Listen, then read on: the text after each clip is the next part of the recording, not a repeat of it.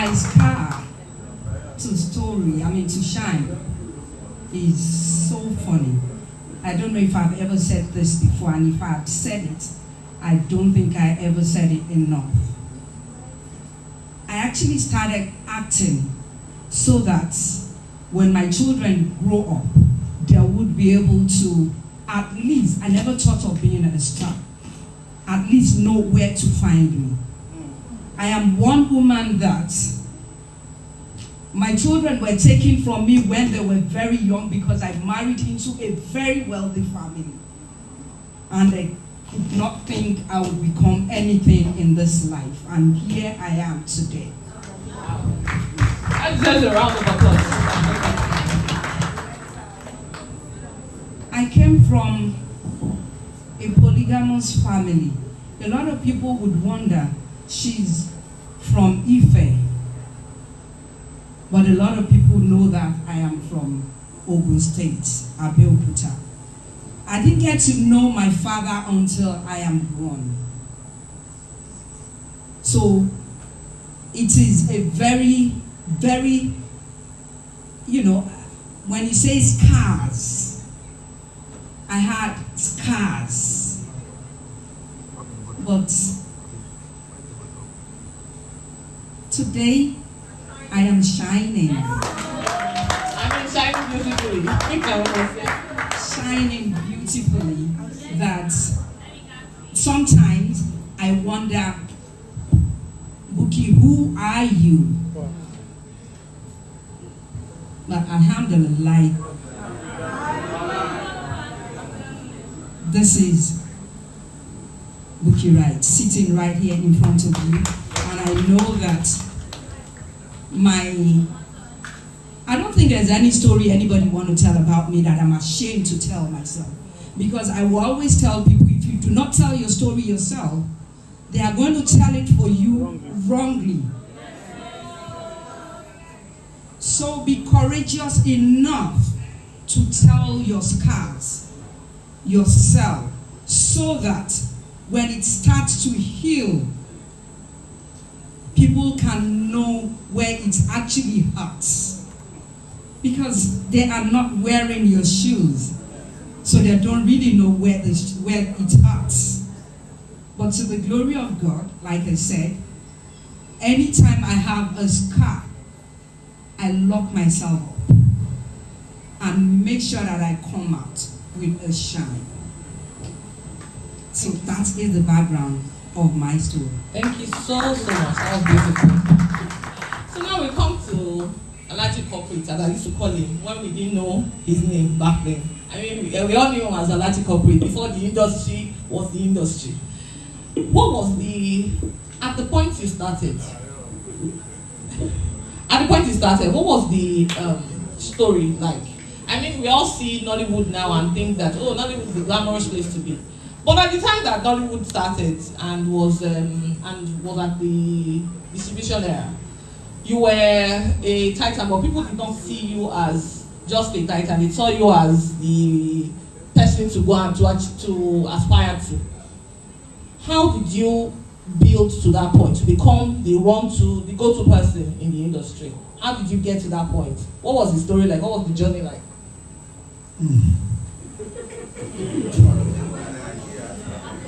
Plenty to talk about, but we have limited time, so I'll just pick on one. My background: I'm a child accountant, I'm a lecturer, I'm a tax consultant. Please, a round of applause. These are achievers. And up to today, I'm still a lecturer. For anybody that aspire to be child accountant, a lot of them go to us. Currently, I can say with boldness, the current Minister of Finance happen to be my students. The current chairman of the FRC man, Federal Inland Revenue, Zach, was also my student. There's hardly any industry that I go today that I will not see one of our students. You now ask yourself, as a professional accountant, what is my link with movie industry? It's all about interest, and it's all about what we call diversification. Don't put all your eggs in one basket. Do business or business that are not related. But surprisingly, when I started, I put in a lot of money into this business. And at the point, I lost everything. At the point, I woke up one night and asked myself, what am I even doing in this industry? Because at that point, I started borrowing from friends to survive. Okay, so the next question is to the actors on this panel. Today, you are bankable stars. They are the kind of stars that when people come into Nollywood and want to invest in the industry, they are one of those spaces. They are one of those spaces that they can put money on and say, this person, if we put this person in our film, we will get returns. But people see all that glamour and forget that you are still doing the work underneath. What does it take to sustain that that identity as a bankable actor? I would start. I would say this: it's not you getting to the top that is the work. Is sustaining it that is actually the major work, because at that time you have all eyes on you. So that time is when you are most vulnerable. And what do? For me, anytime I have any challenge, I turn to God. Don't turn to anybody. Because the honest truth is that those people you're turning to, they would only hear your story and mock you. But tell it to God, and like he said, be consistent. Sometimes I have a lot of people that would say, do you watch your movies? How do you feel? I tell them, I don't watch my movies just for fun. I want to watch my movies to see where I fell short, so that next time I am on set and I come across such act, I would do better. And I would always research. Even my children at a point, they told me, Mom, do you want to become a professor or something? Because of the way I study and read. And I'm very, very inquisitive. I want to know what is behind the curtain.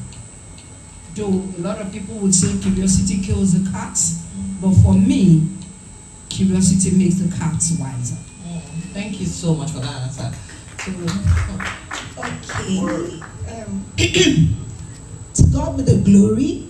I've been in this industry for over 2 decades.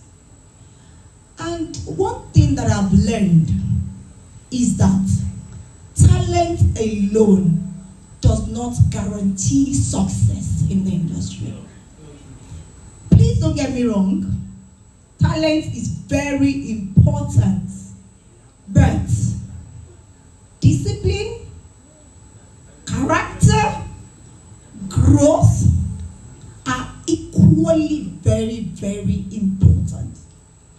One of the things that have helped me stay in this industry for this long is being true to myself, being authentic, because people connect to what they think, what they see that it's real. That's what people can relate to. I know a lot of actors that when they are acting, you just cannot connect to their acting. It's either they are trying to be too foreign. Me, I'm sure you know what I'm saying.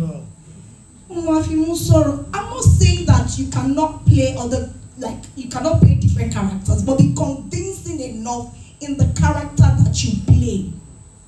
And then I tell people, stop learning. Learning is a continuous process.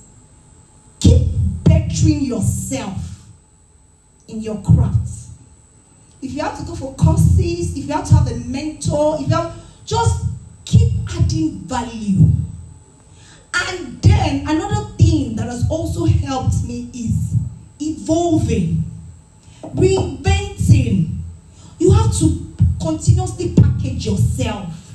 You have to continuously make your brand appealing to people. Either in your craft, in the way you look, you just have to your jaw. I don't know if I'm correct, but it's important that you're like that, because whether you want to deny it or not, it's a very competitive space. Yes. So all that is also very, very important. And another thing, I don't know if when I'm talking like this, Yoruba mi man salo, Emma Bino. To ba je pe shaje lo laye. Yes. She content creation ni be there. She ka jo láti ta film ni go and get a dancer instructor jo ma she le jo. Ko sha ta, because people want people that can bring people out to watch the films that you're featured in. Like 3 years ago when I was filming, I was talking to my lead character. I said, look, you're too quiet on social media. I'm not saying that you should become a tyrant. I'm not saying that you should become a note. But you need to continuously put yourself out there. It's very important, because anytime when you're barring low man most of the times. So you have to continue. That's why you see me when I'm going out, you're like, I share content. I share video. I see my shile for me, my joko. Share content tani ajo ma share ni. Share content ma fi ri mi ni ajo ma share ni. Share ka ma jo ni oya. 2 days ago, 3 days ago, and Bukky called me and said, "Mercy, what about me share content? Film me." And that's what I respect most about people that are in our era, because you have to look for a way to appeal to all generations. Not just people in your era. The Gen Zs also have to relate with what you're saying, with your craft. And they don't make Joe or Gen Z if you relate in it, Joe. I saw a content auntie did with Toyin. And she was beating. And that content went viral. So that way, people would get the message and see what you're trying to sell. So you have to all the time move with the times. You see that when I shot my film, Daddy, I have to bring my husband. I have to tell my husband to a content creator. When all the actors, I will call this one, I'm in London. I'll call this one, I'm in America. Should be they are not the ones that funded the film. Should be it's my money, my home and my husband's money. I say, people, oh yeah, Joe. We have to dance, we have to sell this film. At some point, I gave my husband a ratty boba. People were abusing me on social media. Also, Aigbe. Thank you. I want more in the film. So we have to make our money back. So what I'm just saying is that you have to move with the times. If it's content creation that is selling as an entrepreneur, do content, showcase. As you are dancing, they are laughing, they are seeing your message, and they are buying. So another thing before I go, please, either you're an actor, you're a filmmaker, you are an entrepreneur, do not lose yourself to fit into any space. Because growth is a continuous process. You have to keep going, you have to keep growing, you have to keep learning, relearning, and unlearning. Thank you very much. Thank you so much. There's a lot in that missile that she just dropped, but we'll come back to that. To the businessmen on this panel, I want to ask you, many people think that once you succeed, once you've started to shine, that there's no way you would, especially in business, that there's no way that you will go back. They think that shining is everlasting. What's your answer to people who think that you can't lose once you're in the movie industry and you've cracked the code once, that you can't lose? What's your, to the businessmen now on the panel. Okay, all right.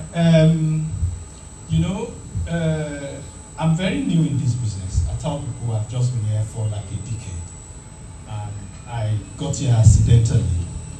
And one of the strengths I've had is, just like she said, to check the social media, check the norms, see what's going on, and cater for it, and make sure that you get the Gen Z into your.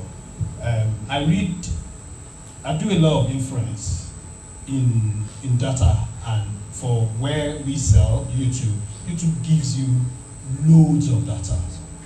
If you know how to walk around the data YouTube gives, you know the kind of content that you create that will sell. You will know who the demography of your audience and subscribers. And once you know all those things, you'll be able to do it. So one of the things we did at Libra TV sometimes in 2020 was to buy our future audience. How did we buy future audience? We had a demography that we know the particular demography that will sell in the next 10 years. So we want to buy them now. So how do we buy them? We need to create the content that they need at that time, so that in 10 years' time, they will be there for us to harvest. So we invested into a series called Okoto. Okoto, at that time, we did season 1, and it was a hit. A lot of people watched it, and we got the kind of feedback that I still have the pillow in my house. Yes, okay, so we got the kind of feedback that we wanted with that series. And the success of season 1 pushed us into season 2. And that's why I shy away from doing series. You can see you have a lot of problem with actors when you have to go back and film more episodes. And the success we made in season 1, banking on it, became a problem in season 2, and I lost a lot of money. We went all the way. In season 1, we're very cautious, but in season 2, we weren't cautious. We went all the way, and we spent close to 50 million naira as at that time in season 2. But the money didn't come back, unlike what we had in season 1. And that for us was a key moment in the business cycle, that you need to be careful. The fact that you are up there doesn't mean you're going to be up there. You need to check and do your risk assessments. And of course, what we lost as money, it wasn't a loss in the whole gamut. We were able to still achieve our aim of cultivating our future audience, and that's what we're tapping into. At that moment, you had lost a lot. Yes, I lost a lot of money. I saw Alaji laughing when I asked that question. He chuckled like, you don't know anything. Thank you very much. You see, like I said earlier, it's all about consistency. And there's something that guarantee that once you are up, you will stay up. To be up, you must know what your audience wants. You must do your research. You must get it right.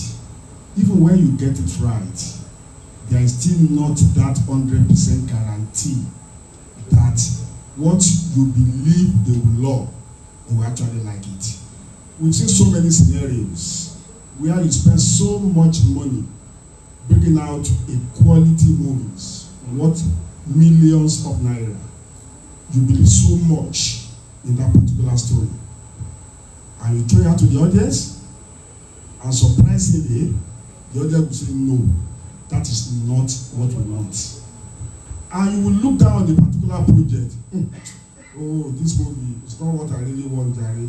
Let's just throw it out to them, and let's prepare for a bigger one.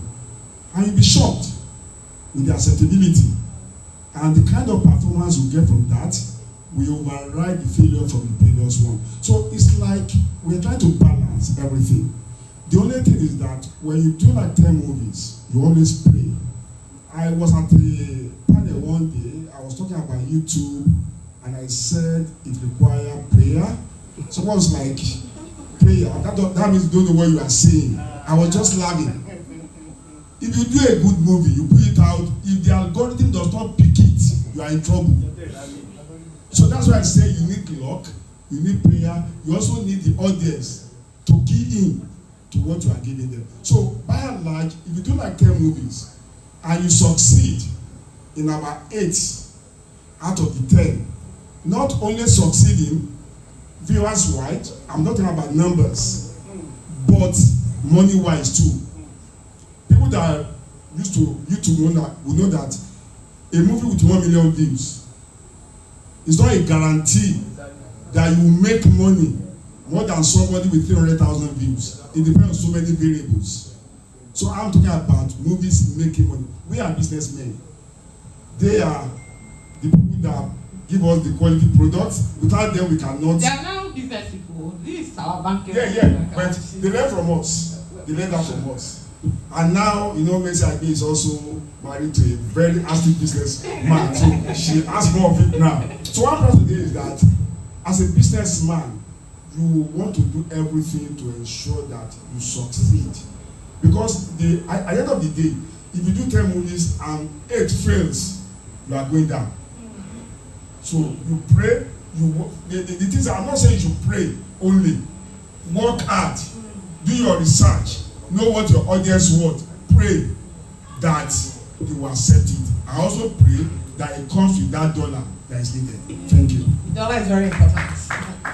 Okay, so I know we are running out of time because some people are already looking at me with side eye. So I'm going to throw it open to the audience. I know that some people have waited for this panel and they have questions, but we can only.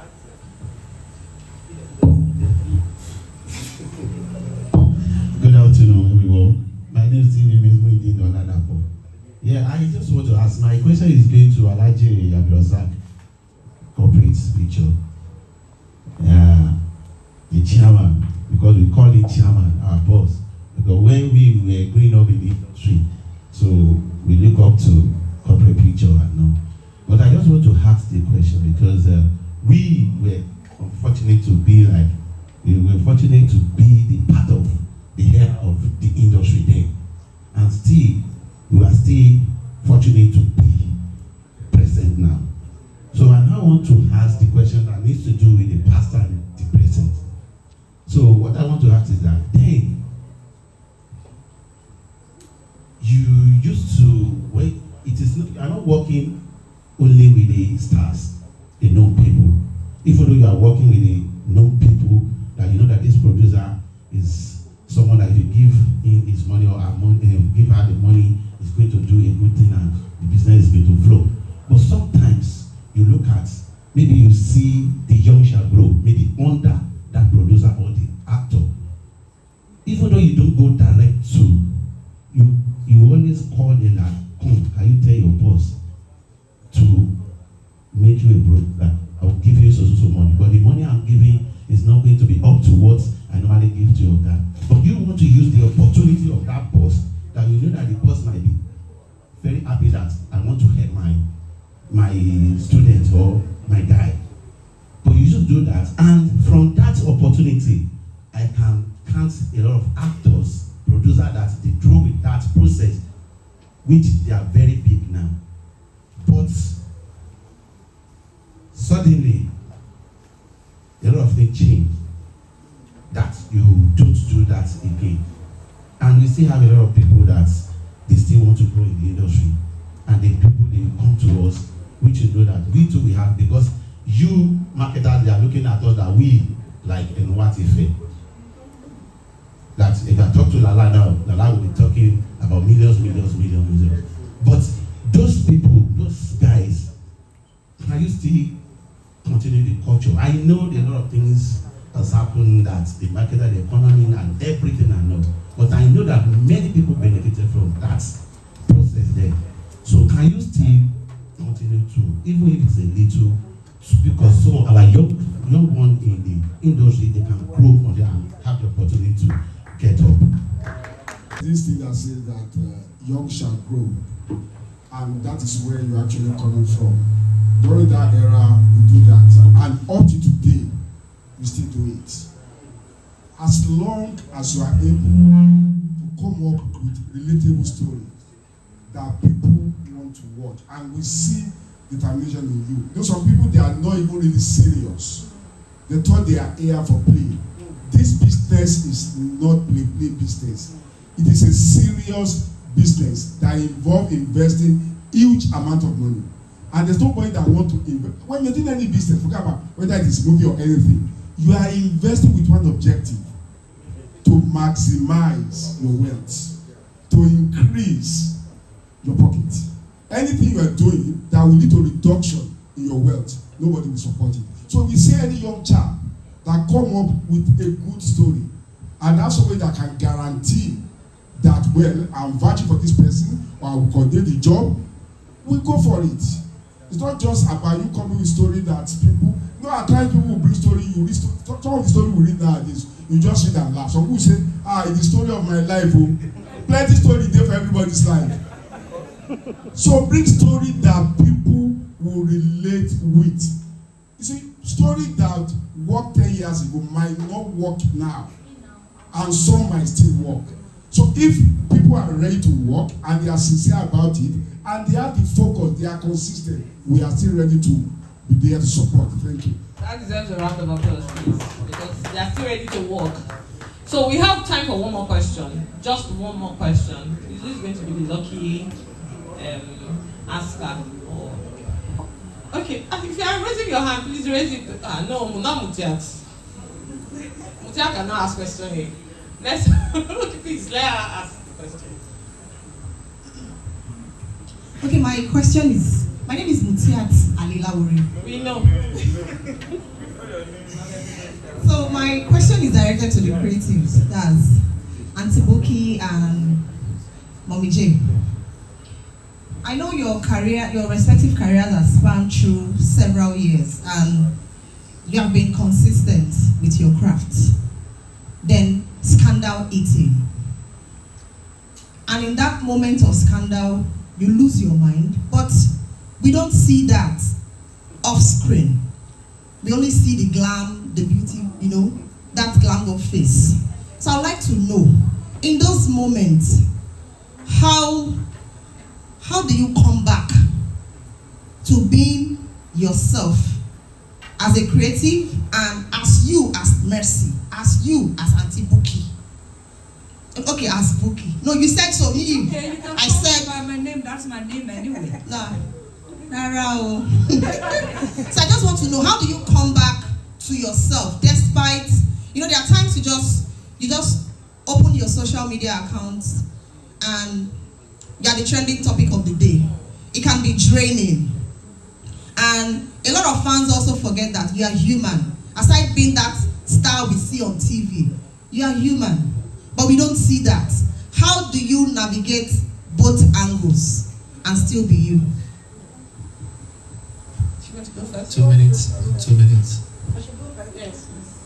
Why are you saying 2 minutes? 2 minutes. I mean, okay, so before I answer the question, I just want to quickly drop this advice for people in this room. Use your social media handles as your CV. It's for your own good. Stop using it to troll people. You are a creative, you are an entrepreneur, they use your business page to troll. You are doing yourself. You are doing yourself. You are an up and coming actor. You're using your page to troll instead of you to use your page to showcase your talents. You are doing yourself. Later you see your village people are following you. No, but it's the truth. So please, try as much as possible to use your social media handles to be your CV and be kind. Like she said, you don't know what people are going through. The fact that we are celebrities, we are public figures, doesn't make us less human. We're human beings. We have blood flowing in our veins. Everybody has baggages. We have things that we're going through. So please be kind. For me, I am an Amazon. A very focused human. Regardless. Me on worry watcher. I'm always very, very focused. I've had my own fair share of scandals. I'm sure a lot of you people know. But I'm still here, thriving. And I'm just getting started. I've not even started. And the only reason I'm like this is because I choose to focus on my journey and where I'm going to. And then challenges will come, but it's how you react to the challenges that makes you. You either learn from it and then overcome it, and then you continue going and you thrive. So what I do is when I have all these scandals, I'm like, first thing that I say is that these people do not know me. And then I don't seek validation from people who don't know me. Even people that know me, go. Because I'm enough, I'm more than enough. I'm not a selfish person. Yes, please. Yes, please. Yes, please. So when all these people come with a lot of opinion, when I was saying to myself, I was saying to my husband yesterday that a lot of bloggers mark Aigbe because they allow people to use them to bring people down. A lot of podcasts, people just come all in the name of I want to trend. They just go and spill jargons about people. And then the bloggers go there, pick it up, blah, blah, blah, blah, blah, blah, blah, blah, blah. And then the commentators, blah, blah, blah, blah, blah, they will go, leave comment, forgetting that we're humans. The way that I can take things, he might not be able to take it like that. It might break him, eventually kill him. So for me, I'm a lioness. I don't care. Because those people that matters to me the most are my family and very close friends and my loyal fans. Underline the word loyal. Your loyal fans will go with you through thick and thin. My loyal fans, if there is a need for me to come and address it, I will address it because of my fans. But as long as my kids know me, they know the situation, they are privy to what is happening, they know the truth. My family know the truth. There's no problem. If any fan sends me a DM and say, oh mama, what's going on? I've done it several times. Take the time to explain to the fan and say this is not the situation, because of course I'm a public figure. There are some things expected of me, and I'll correct it and tell you what it is. So I just stay focused.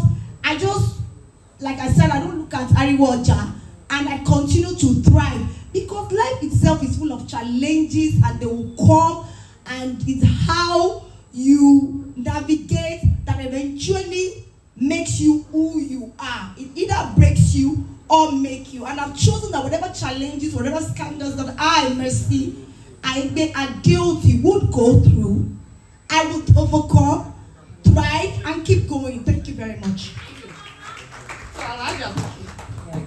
Like I said earlier, life is a race. And if you want to win that race, never at any time mind opposition. Opposition can be the social media trolling and what have you. Opposition can be the press and whatever. I remember I would always say that my skin is so tough that I don't care what you say. You are entitled to your opinion. As long as I'm happy, I feel happy within myself, and I'm convinced within myself, I don't need your validation. I don't need you to move forward. I need me, Sekinat Oluwabukola Ajoke, to move forward. And that's why I don't cry over spilled milk. I just want to look at it. Oh, how did I fall? Why did I fall? Where did I fall? It's time to move on. Once I'm able to answer those 3 W's, the rest is history. And it has always worked for me. It's not as if I don't have my low moments. Of course, I'm human. I have my low moments. At times, these things would get at you, and you feel like is this really me? But as long as you can be true to yourself, because there are two different things, being true to yourself and lying to yourself. Are you true to yourself? I sit down in front of my mirror and I tell myself, Moreni Keji, what happened? What went wrong? And I tell myself all the stories that I want to tell anybody that cares to listen. You guys are lucky these days that there is social media for you to respond. When we started, there was nowhere to respond, but what I would tell them then is, you know what, if you want to write a story, good or bad about me, make sure you use a very good photograph. Because good press, bad press is press. And it got to a stage that when these people would ask you, oh, Bukky, what happened? Why did you? I'll be like, okay, you can do otherwise if you were in my shoes. Tough luck. I don't care. As long as I make me and my family happy. That's it. And I would say it. If you write negative stories about me and people are coming to your page, then that means I still put food on your table. I mean, that was a beautiful one. Thank you so much. Thank you so much. If you have enjoyed this panelist that we had, wonderful, beautiful panel, please a round of applause for them. Thank you so much for honoring our call. Thank you so much for sharing your stories. Thank you so much for being here and the patience and the time. I know it's been a long day, but we have to wrap this up now. If you have enjoyed them, please, another round of applause. And if you have enjoyed me,